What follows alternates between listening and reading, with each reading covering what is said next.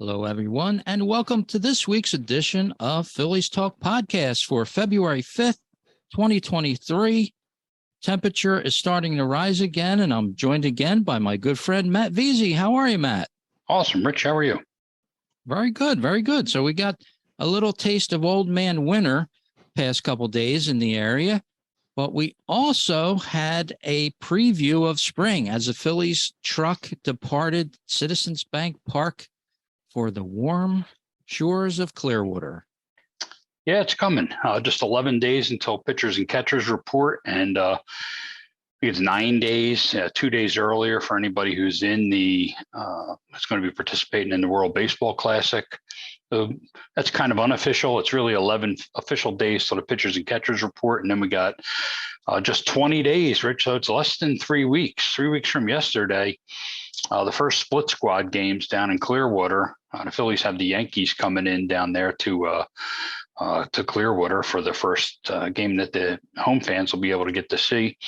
And we're just 53 days away from opening day. So that's a little ways off still, but let's talk about spring training. 11 days from pitchers and catchers. So it's right around the corner. Yeah, we're looking at less than 2 weeks now. It's a really exciting time. And as you said, we have the World Baseball Classic to look forward to. If you like those things, going on the other side of the world in Tokyo and I think Taiwan.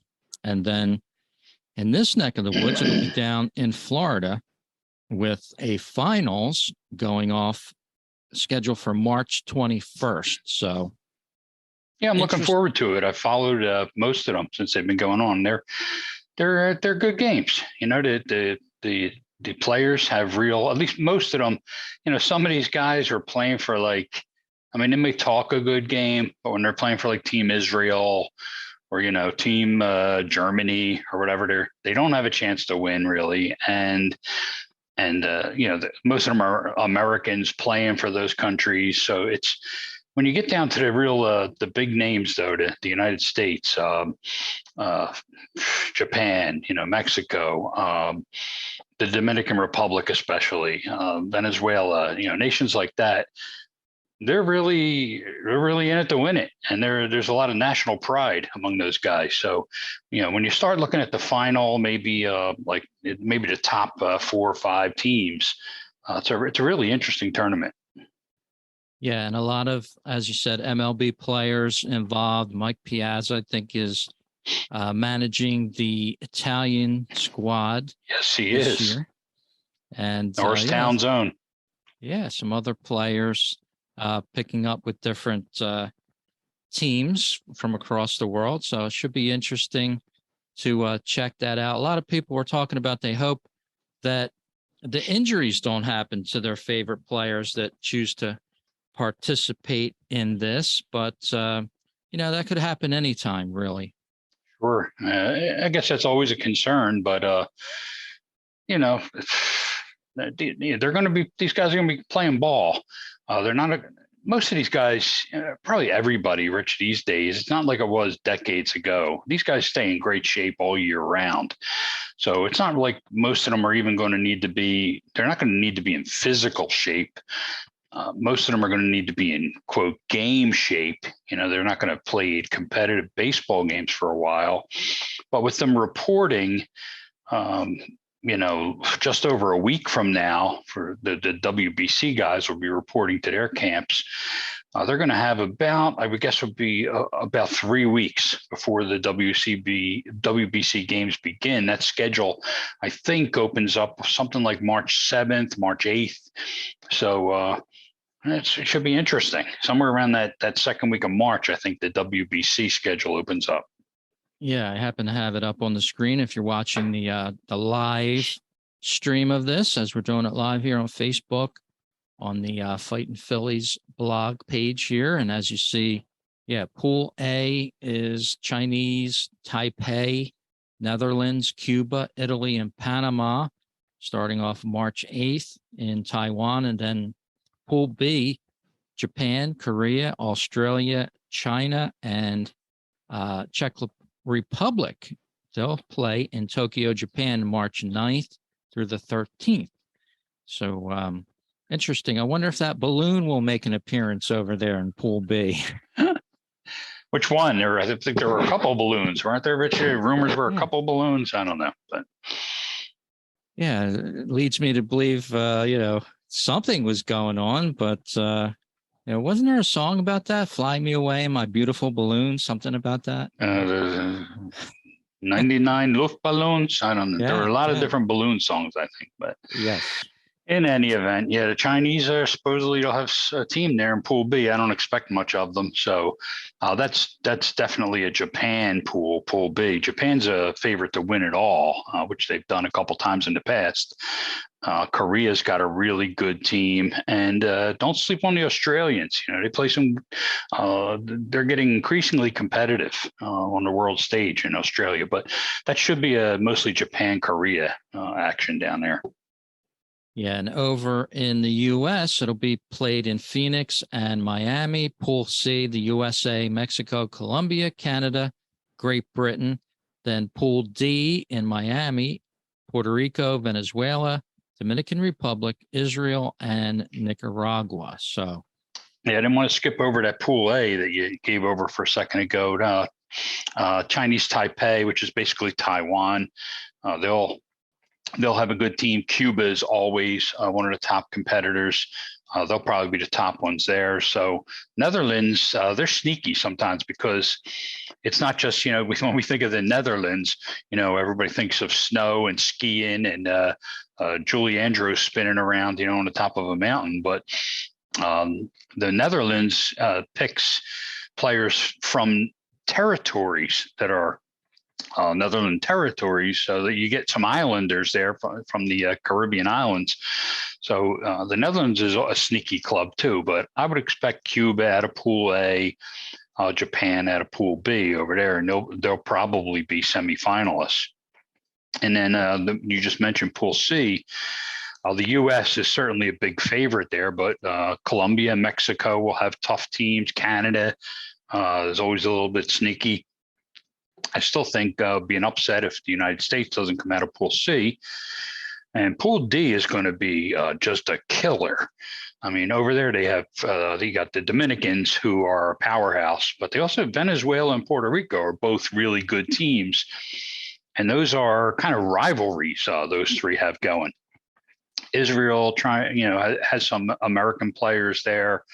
I don't really know a lot about Nicaragua, so my guess would be they're going to be the fifth place team in that division, but who knows? I don't know who's going to show up for them. So the Dominicans are certainly the favorites to come out of Pool D, with Puerto Rico and Venezuela having a possibility at shooting the upset there. So the big four favorites that should come out of these are Cuba, Japan, the United States, and the Dominicans. And if those are the four semifinalists, there's going to be some great matchups. But you never know; it could be an upset in there somewhere, Rich. That's for sure. We'll check it out when it starts happening here on the program. We'll be talking about it. But what we're talking about in the Philadelphia area, obviously, and Matt, you're wearing the cap to prove it. 1 week away from the biggest game on the planet, the Super Bowl, and the Eagles happen to be in it. Fly, Eagles, fly. Yeah, this is you and I both, this is the fourth Super Bowl of our lifetime. They lost the last two, and then the first two, and then they won the last one. So we're looking to get back to 2-2 here in our Super Bowl appearances, which would be great. Second one in 5 years, and it's still so fresh in everyone's mind because it was so recent, that 2017-18 Super Bowl victory over the New England Patriots and the GOAT Tom Brady, who congratulations to Brady on an outstanding career. I mean, how much more can you say about Tom Brady? The best quarterback in the history of the National Football League. I don't know how many Super Bowls did he win? 7, 8, something like that. Multi-time Super Bowl MVP. You'd have a hard time arguing, that he's not the greatest quarterback in the history of football. So he just announced his retirement a few days ago. So congratulations to Brady. And it was nice to beat the GOAT in the Super Bowl so that we could get back to 1-1 in our Super Bowl matchups with the great Tom Brady. So glad we got that great victory in 5 years ago. Yeah, what a victory it was. And And this Well, one, Andy Reid, now it's going to be the big Andy Reid show, probably the greatest head coach in the history of the Philadelphia Eagles, certainly the winningest head coach, took them to 4 NFC championships and a Super Bowl appearance. So, and he's about to become the Chiefs' winningest all-time coach, certainly a Hall of Famer, Andy Reid. So this is going to be a great matchup. It's going to be a great test for the Birds. yeah, it will be. A story out of Vegas a couple days ago. Somebody went out there and put $1 million on the Eagle, 7-figure bet there to win 800,000. So the better at BetMGM there in Las Vegas ponied up $1 million to bet on the Eagles. So very interesting there. I think that's either somebody a lot more wealthy than you and I, Rich, or somebody a lot dumber than you and I. Yeah. You either got to be pretty wealthy or you're really betting the ranch and the dog there. I'll be on the sidelines for this. I don't think I'm going to bet anything. Eagles started off 2.5 point favorites earlier in the week. They're down to 1.5 right now.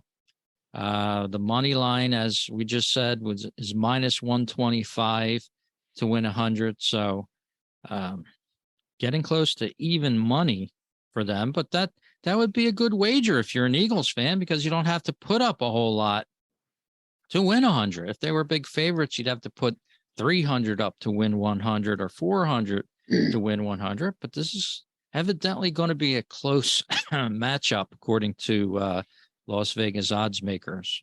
I'm not a big bettor myself, Rich.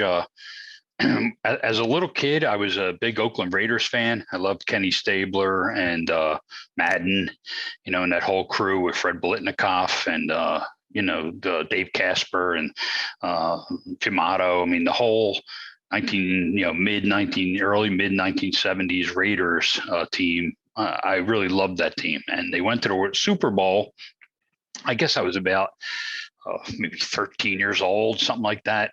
14 years old. I was a paper boy delivering the Philadelphia Bulletin, and made a couple of bets with a couple of my buddies in the neighborhood who were Minnesota Vikings fans at the time, and won those bets. And I think I won like $50 as like a 13, 14-year-old in the mid 70s. I thought I was rich,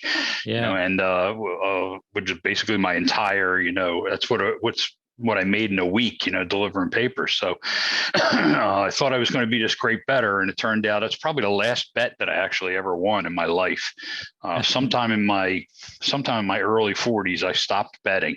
My streak of losing bets was so long, I was like, I'm retiring. Yeah. I think I'll play Super Bowl block pools. That's about it, Murphy's Law there. I think they call that, we just happen to be on the other side of Murphy's Law usually. But the Chiefs in their third Super Bowl in the past 4 seasons. I didn't realize that till I just read it. Not big Chief fan, but they've certainly had a good run at being successful. And the Eagles, they pulled it together towards the end of the season, finished with one of the best records in the whole league, and really finished strong. So they can continue to play like they did in the last game.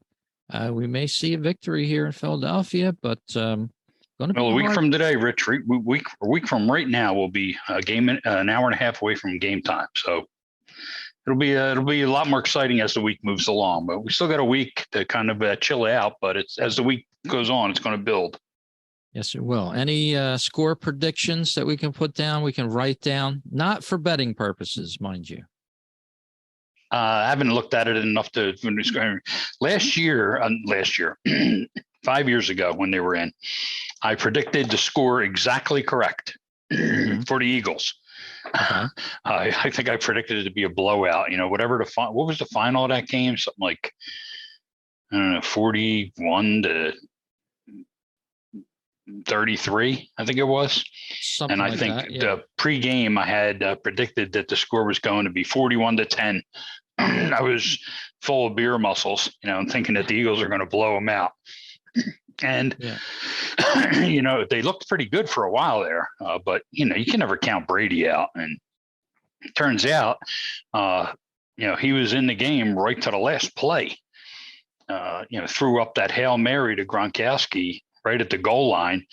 And that pass could have just as easily been caught as it was batted down into the end zone, as it, kind of piddled around between like Gronkowski and like 3 or 4 Eagle defenders, dropped harmlessly to the ground.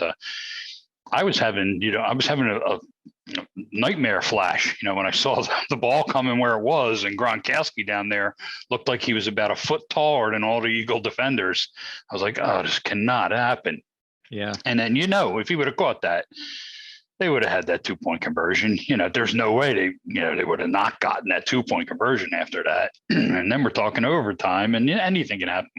So it was our day, and almost a nightmare there. I mean, they had Brady, 4th and long inside his own 10-yard line with something like 40 some seconds left in the game. Mm-hmm. I mean, it was over as far as I was concerned. Yeah. And then he just almost pulls it out of his butt again, so, but, thank God we pulled it out. Great win for the Eagles. And we'll be looking forward to next week for sure. I remember we did a cool podcast after that victory. If you remember that, not too long ago. It doesn't seem like 5 years ago. It's been 5 years now, Rich. Yeah, I remember doing that podcast. We were all, very jubilant about it, talking about it. I had retired as a Philadelphia police officer just 2 weeks before the game, maybe 3 weeks, 2.5 weeks before the game, and I remember coming down my last few years on the job, because we all saw how wild and crazy, different Philly sports championship parades and celebrations could be. I mean, I know you're a little bit younger than me, but I mean, I go back to the Flyers celebrations in the mid 70s. I mean, they were wild scenes, and I was just a 12, 13-year-old during those parades, but I remembered them well. And not just the parades, celebrations down where I lived in South Philly were just nuts, streakers and all kinds of junk. But then the Phillies won, and you kind of got a more of a modern idea of what it was going to be like. So, knowing how crazy Eagles fans were and how we had never won a Super Bowl, and they were pretty good. They were pretty good teams a few times. And I just kept saying to myself, just please, God, don't let the Eagles win a Super Bowl until I retire. So I didn't want to have to go out there and work on the crazy Eagle fans, Right. Not so much so that, I didn't want people to enjoy themselves and all, but I'd rather just let them enjoy themselves and me be sitting at home watching it. And here, that's what happened. They won the Super Bowl finally 2.5 weeks after I retired. So I was very happy about that. The Lord heard your prayers for sure on that. Although, if Eagles fans think that, they might say, Veasey should have retired like 10 years earlier. So. Yeah. Super Bowl 57 kicks off from Glendale, Arizona. As you said, Matt, around 6:20 p.m., 1 week from the time we're doing this podcast. Going to be a great game. Big buildup. There's a 2-week buildup to this game. I always try to contrast and compare the Super Bowl with the World Series. They're totally different, but I think the Super Bowl really builds up a hype that the World Series sort of has a different hype about it, of course, because there's more games involved. But, maybe they need a little entertainment for the World Series sometimes, because you have the halftime show at the Super Bowl. It's sort of entertaining a little bit. At least maybe, like for the opening game or the opening game in each home ballpark or something like that. But like you said, there are two different, scenarios, two different sports, two different scheduling setups. The NFL plays one game a week. It's an event. That's kind of what helps make it so big. It's kind of like a special event once a week, and everybody can plan and it's on a weekend. So everybody can kind of plan their schedule around it, or most people can. And the Super Bowl, you kind of understand why they, not just the build up over the 2-week period, but it also there's so much surrounding the game that the logistics of getting it set up in the home city getting people to travel there. There's so much press coverage and media coverage, fans traveling from all over the place. So it makes sense to give them more time. And also it gives more time for players maybe to heal up a little bit more. It's a grind, the NFL. It's a long season. You got hopefully two best teams, or teams that are playing the best at the end of the season, are participating in the Super Bowl. And that 2-week break gives them a chance to really, recover from some nagging injuries. It may not be a good thing there for the Eagles as far as the Kansas City quarterback goes, allowing him to recover from his injuries. But it's a different game. The World Series, it's kind of more about momentum, because baseball's every day.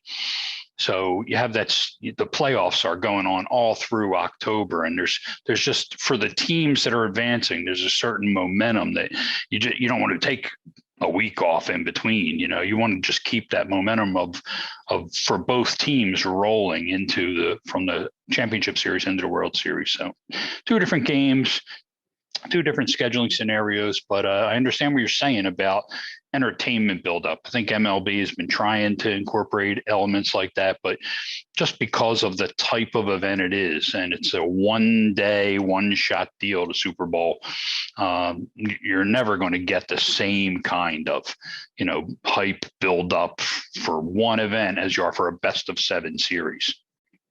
That's for sure. Well, it's not only the bettors that are going to win some money if their team wins. The players are going to get some money, of course.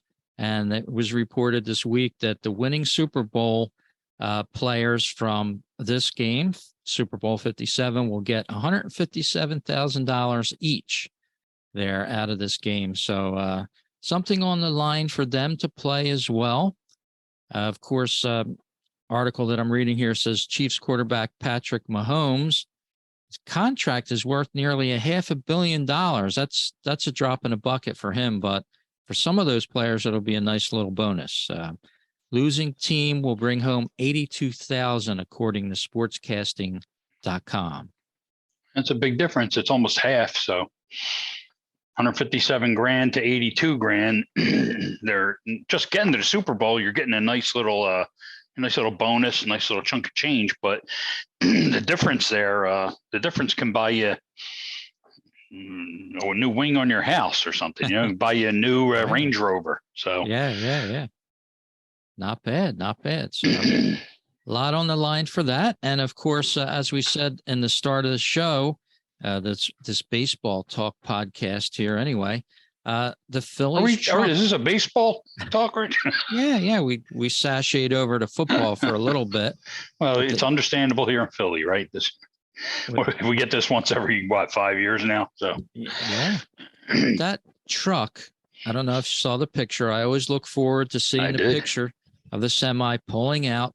Here's a little bit of the items that were on that truck, and I took this out of an article from NBCSports.com. 10,000 cups, 2,400 baseballs, 2,000. And when you say cups, you're talking about drinking cups. Drinking cups. I was going to say, I hope they don't go through that many. Not regular cup, sport cups. Protective, yeah. 2,000 short and long sleeve shirts, 1,200 bats, 900 pairs of socks, 600 pairs of pants, 600 batting practice hats, 350 pairs of shorts, 300 batting gloves, on and on and on. So a long list of things they actually pack up and bring down with them there to Florida at spring training. So it's quite a lot of stuff. It is. You need a lot of equipment. I mean, they're going to be down there for a month. That's a month of baseball down in the beautiful sun of Florida. And anybody who's ever been down there knows it's a fantastic experience to go down there. Great ballpark, great ballpark atmosphere. They got some good food there in the ballpark. Great drinking out there. So it's a good time to go down. If any fans are watching this or listening to this and have never been down, it's certainly worth planning a trip. Even if you just go down for 2 or 3 days, catch a couple of games. It's a great time. And like I said, my wife and I got down there finally back in 2011. It's the only time we've ever been down. And we had games for 4 days. We were down there for 4 days. We had games for 3 days. We went to games the first 2 days. The second game was St. Patty's Day, so that was a great experience. And we ended up selling our last game or two because we'd already been to 2 games and the weather was so beautiful we wanted to hit the beach. So we saw 2 ball games and we went on the beach for a couple of days. And otherwise we hung out, went out drinking with our friends a couple of nights. So took one of those pirate ship cruises one night. So it was a really good time. Yeah, I've been on that pirate ship cruise myself. Loved it. They still have it there, by the way. And it is a fun time. I went down. I figured I would go down in the year 2020 rather. So I go down and I'm halfway down there listening to MLB radio all the way down on Sirius. And of course, that was the year that they called spring training. They canceled it.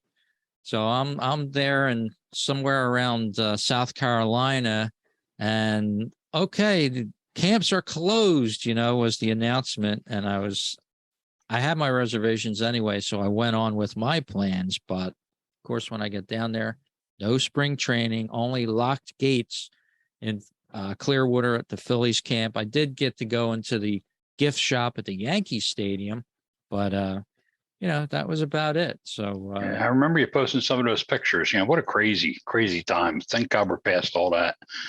Yeah. Yep. So as you said, Matt, it's going to be a great time down there in spring training. I'm thinking of going again, but I've been doing some preliminary pricing on it, and those the lodging down there is just outrageous now. So I'll have to take a second or third look at it, see if maybe I can rearrange the week that I was going to go or something like that, possibly. But good time will be had by all down there for sure.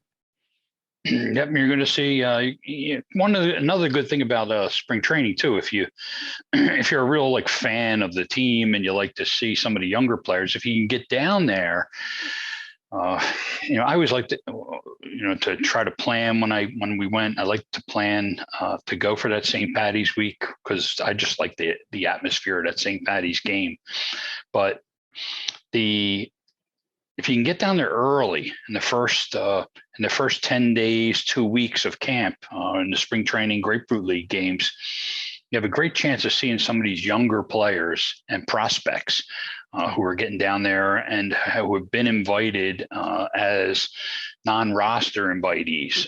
And for the Phillies this year, that would include those big 3 pitching prospects of Griff McGarry, McGable, and especially Andrew Painter. They all got non-roster invites to spring training, as well as some names that people will know, like Scott Kingery, for instance.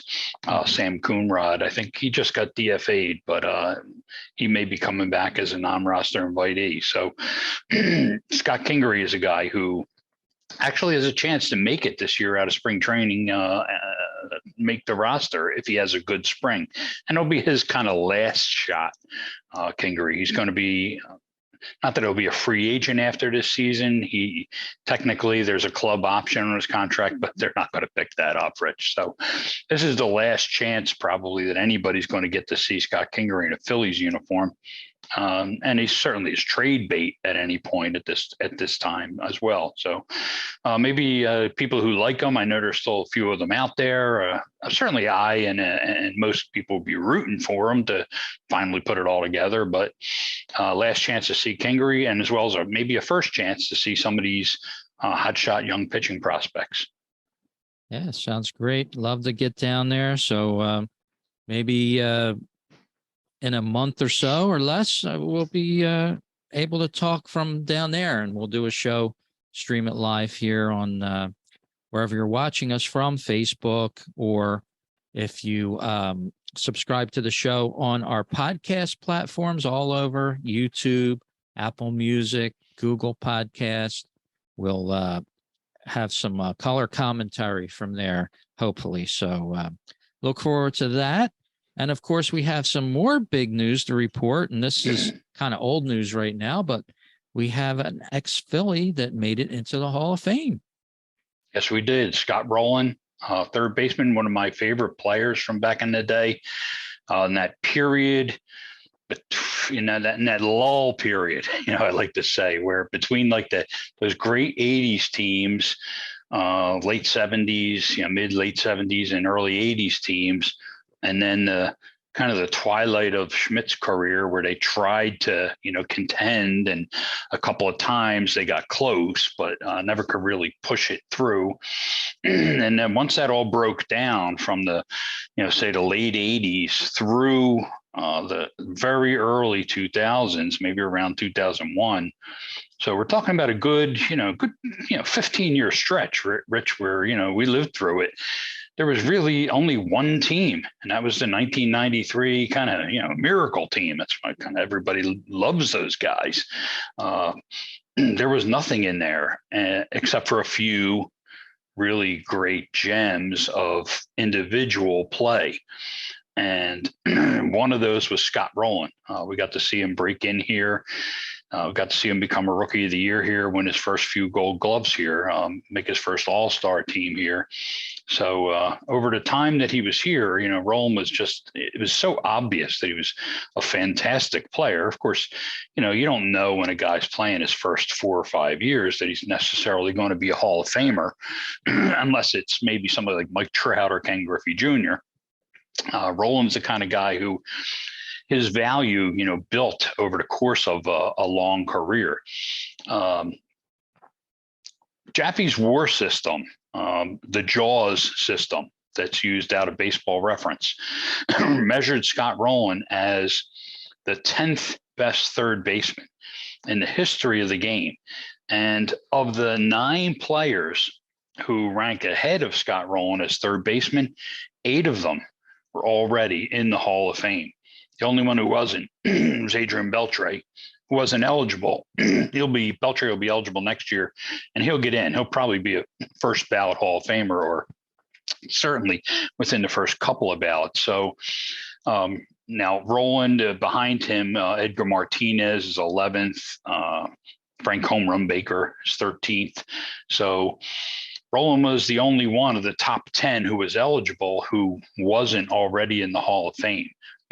No, that's been taken care of now. So I'm very supportive of, I always was. Back in December, I wrote an article supporting Rowland's Hall of Fame candidacy at my mattveasey.com website. Not the first time I've vocally supported Rowland. I've been voting for him in the IBWAA vote every year. So I'm a happy boy that Rowland finally got in. I believe he's completely deserving. And like you said, now we got another Philly in the Hall of Fame. And we very well may get another Philly in the Hall of Fame next year. Another one who some of the vocal radio, critic fans don't like, in Billy Wagner. So very, very good chance he's building closer. I believe he was Wagner was in the upper 60s, I believe, this year. So anybody who pretty much gets to that level has a great chance to push past, and he still has a couple of years left on the ballot. So I would expect not only do we have Scott Rowland now who will go in, but we'll have Billy Wagner going in maybe next year, within the next couple of years. And we got some other guys who are going to be of interest. Jimmy Rollins is kicking around near the bottom of that ballot, but he's staying eligible.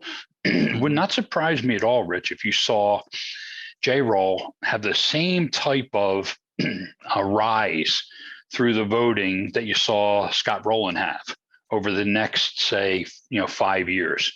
Mm-hmm. J-Roll is a guy who, very similar to Rowland, you can make a really strong argument for his deservedness. And the all-time hits leader for a 130-year-old franchise now, 140-year-old franchise. So he's, I can make the argument easily, and I will make it at some point, in writing. It's not really the time yet. I think when he starts building some more support, we'll start getting it more active, pushing J-Roll. And you're going to have Chase. Chase Utley next year. And there's already been discussion about Chase's worthiness. Another guy who you can make a real argument for his worthiness for the Hall of Fame. Best second baseman in baseball over a half dozen year stretch. They're from the mid 2000s through the early 2010s. So it's going to be very interesting to see. We have Roland in. We'll get Billy Wagner in. We have J. Roll, and we have Chase coming up, who will be, I think, rising. Both of them neither one will be a first ballot Hall of Famer, obviously, but they'll rise over the course of the 2020s. And then we're going to have Dick Allen again, who's going to come around on another veterans committee in a couple of years. So as far as the Hall of Fame goes, we do have some interesting Phillies developments, I think, that'll be coming about. And we already have one. Very cool. Yeah, that's a plus for the Phillies fans and that era. Love the player. It's awesome. So congratulations to Scott Rowland. You know what else I'm going to be interested in, Rich, is that we haven't heard anything about the Wall of Fame this year, the Phillies Wall of Fame. And I have been really vocal in writing and on the Phillies Bell feed, and to anybody who will listen, that I really think that they need to get Dan Baker on the Wall of Fame. This is over a half century that this man's voice has been heard by every Phillies fan who's gone to a ball game. Any Phillies fan who ever went to a ball game at Veterans Stadium or at Citizens Bank Park has heard Dan Baker announcing the lineups, anything that can come over the public address system. So Dan Baker he's been the master of ceremonies at most of these Wall of Fame ceremonies. He deserves his own plaque, in my opinion. So I don't know who they're planning on putting in this year, or if they have anybody.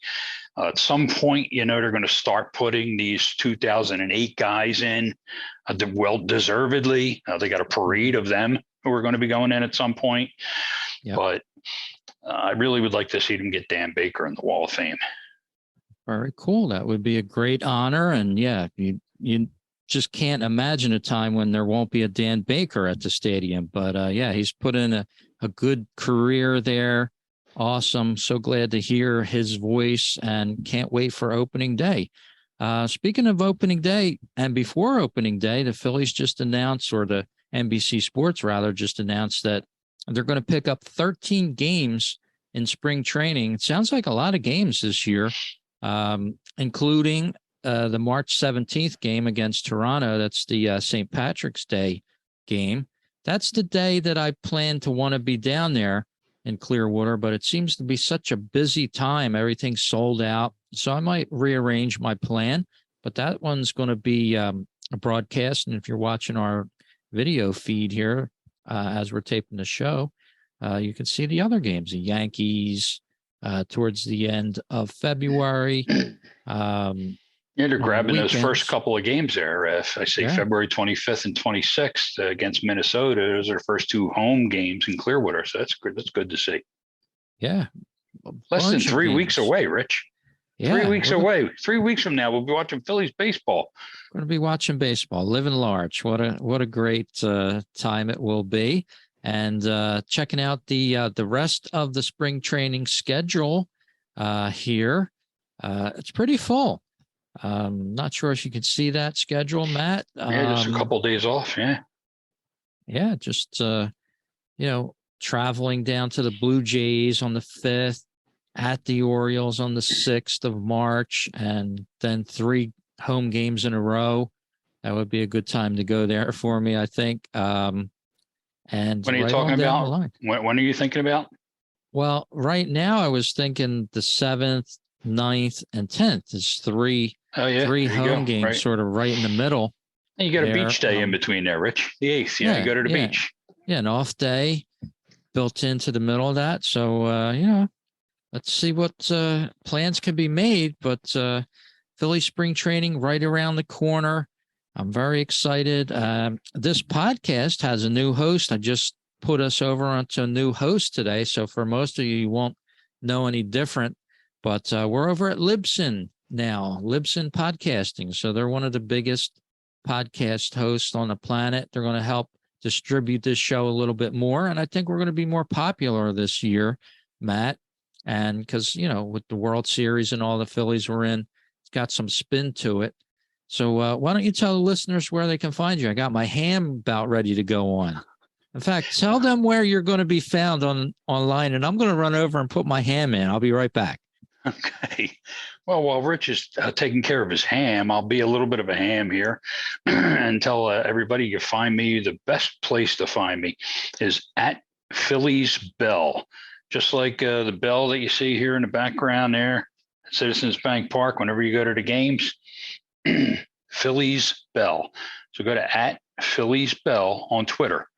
That's the best place to find me. It's really I won't say it's the only place, but you can also visit my website, which is mattveasey.com, MattVeasey, mattveasey.com. You're going to have to put up with some non-baseball stuff from time to time there, but it's mostly always baseball stuff or sports related. I am going to be writing something about the Eagles in the next couple of days. I have a Super Bowl kind of related piece coming out later in the week on Deion Sanders. That's going to be a part of the IBWAA daily newsletter. So, those things you can be looking forward to coming up in the mattveasey.com website. But the best place is always for Phillies every single day. You're going to get great Phillies history, news, opinion, information, retweets, articles, whatever we can put on there at Phillies Bell on Twitter. And Rich is back. You got the ham in, I see. Yep. I placed the ham into the oven. Got some guests coming. They just told me when they'll be arriving. So, the ham had to go in. What are you having with that ham, Rich? We're going to go, well, I don't eat them, but mashed potatoes. I love mashed potatoes. A little yams. Make sure the mashed potatoes are nice and creamy, fluffy, creamy. A little gravy on those mashed. Of course, I don't eat it, though. I'm going to have some air fried asparagus and a salad. What else are we having? How come I wasn't invited? I love all this stuff. Some biscuits, which again, I don't eat the biscuits, but my guests will love them. And, maybe sounds a beer great. or two. Maybe a beer That or all two. sounds great. Wash it down. So it's a party. It's a party at Rich's place. Yeah, it'll be a nice party for sure. And check out the rest of my website at fightingphillies.com. And you can also go to baseballtalkradio.com for a collection of all the best independent and otherwise talk shows about baseball. That's baseballtalkradio.com. And I'll put a plug in for my good friend Gary Mack over at Mets Musings. He's got a great podcast. He can be found at metsmusings.com. And of course, we do a show called Baseball Talk Radio show podcast. So Google those things. Go over to the website, check it out. Check Matt out over at Twitter at Phillies Bell. At Fighting Phillies on Twitter. Give us a follow. Always plenty of good things to read on Matt's feed. Sometimes on my feed, not always, but check it out. So thanks for listening to this edition of Phillies Talk. Any final comments, Matt? Go to at Phillies Bell on Twitter and go Birds. Absolutely. Fly Eagles fly. Let's see a Super Bowl victory. Thanks for watching and listening to this edition of Phillies Talk Podcast, everyone.